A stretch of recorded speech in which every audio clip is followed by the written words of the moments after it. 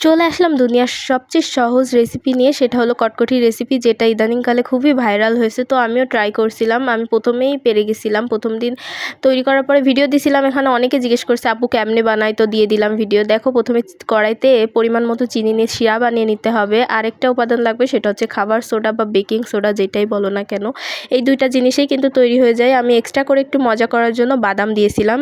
আর এই যে অন্যদিকে একটা প্লেটের মধ্যে, স্টিলের প্লেটের মধ্যে তেল দিয়ে নিয়েছি যাতে এটা সহজে উঠে যায়। আর ওর উপরেই আমি কিছুটা বাদাম দেবো এবং চিনির সেরা দেওয়ার পর আবার উপর দিয়ে কিছুটা বাদাম দেবো। তো দেখতে থাকো, একদম সহজ রেসিপি। এখন এখানে কিছু ট্রিক্স আছে। চুলার জাল একদম কম রাখা লাগবে। আর চিনির সেরার মধ্যে অবশ্যই বেশি পানি দেওয়া যাবে না, একদম সামান্য 1 চামচ মতো পানি দিতে হবে।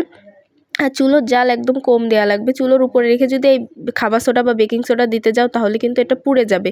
এটা কেউ বলে না, এই যে এত মানুষ যে এই রেসিপিটা দিছে কেউ এটা বলে না যে চুলোর জাল কম রাখতে হবে। আর এই খাবার সোডা দেওয়ার সময় চুলো থেকে নামিয়ে নিতে হবে বা চুলোটা অফ করে নিতে হবে, কারণ অনেক হিট থাকে তো এটা গরমে গরমে পুড়ে যায়। তো এই যে আমার হয়ে গেল।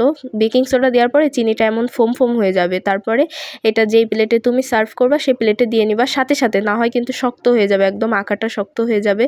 দেখো, খুন্তিতে একটুখানির জন্য কিন্তু শক্ত হয়ে গেছে। কতটুকু টাইম আমি শুধু নামালাম, এতটুকুর ভিতরেই শক্ত হয়ে গেছে।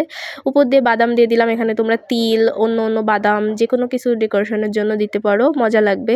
শুধু চিনি তো, একটা বাদাম টাদাম থাকলে ওটা খাওয়ার সাথে খুবই ভালো লাগবে। দেখো, 5 থেকে 6 মিনিট পরে একটা খুন্তি দিয়ে এরকম চাপ দেওয়ার সাথে সাথে উঠে যায়, একদম আস্তভাবে, একটু ভাঙেও না। এত যে সুন্দর হয়, আমার বানানোটা একদম পারফেক্ট হয়। আশা করি আমার রেসিপি দেখে বানালে তোমাদেরটাও একদম পারফেক্ট হবে। আর কোনো প্রশ্ন থাকলে জানিও, আমি কমেন্টে বলে দিব। একদমই সহজ আর খুবই ক্রিস্পি হয়, খেতেও খুব মজা।